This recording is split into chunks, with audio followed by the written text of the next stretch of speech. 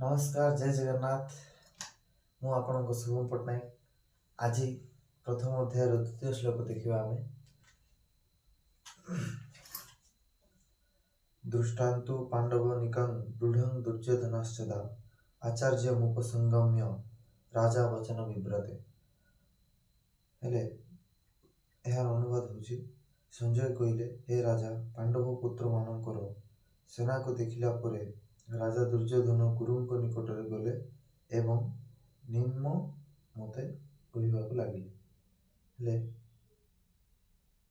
यार भावार्थर आम किछिटा जिनस जानवा।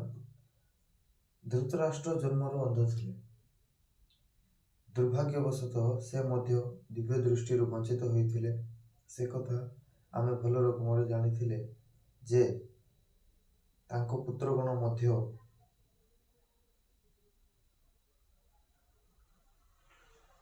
धृतराष्ट्र जन्मर अंध थिले। दुर्भाग्यवशतः से मध्य दिव्य दृष्टि वंचित होइथिले। से एकथा भल रकम जानिथिले जे तांको पुत्रगण मध्य तांको परि धर्मनीति संबंध अंध अटंती एवं से एकथा मध्य भल रकम जानिथिले जे सेमाने केबे हेले अजन्म धार्मिक पांडव मानक सहित संधि करि पारिबे नाही। तथापि से तीर्थ स्थान रे प्रभाव संबंध रे संदिहीन थिले। से जेतेबेले संजय को युद्ध क्षेत्र कथा पचारिले सेतेबेले संजय तांको मन कथा जानि पारले। तेणु से हताश होई पड़िथिबा राजा को टिके प्रेरणा देबाकू इच्छा प्रकाश कले एवं सेतिपाई से तांको चेतावनी सुनाई कहिले जे तांकर पुत्र तीर्थस्थान रे प्रभाव रे प्रभावित होई केबे हेले संधि करू नाहांती। हेले धृतराष्ट्र जेतेबेले संजय को पचारिथिले संजय तांको उत्तर दैछन्ते कि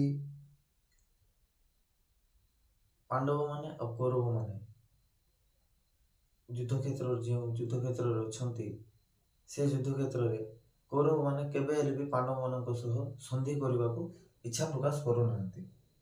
से एक कथा धृतराष्ट्र को जणाउछन्ते।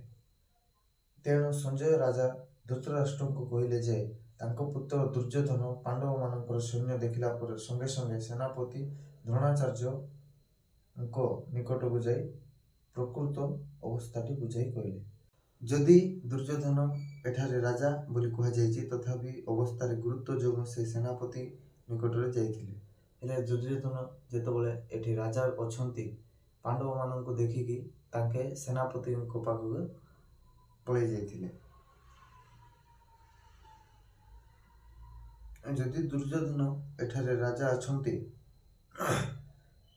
से एक राजनीतिज्ञ हवाक संपूर्ण योग्य थिले, किंतु दुर्योधन ए कूटनीतिक ढाकुणी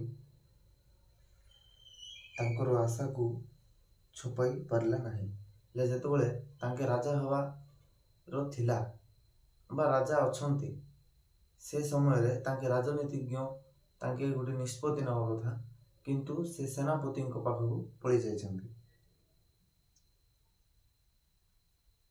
से जेतेबेले पांडव मानकर सेना सज्ज देखिले सेतेबेले से भीतस्त्रोत होई पड़िले। यह परिष्कार भाव जना पड़ुथला।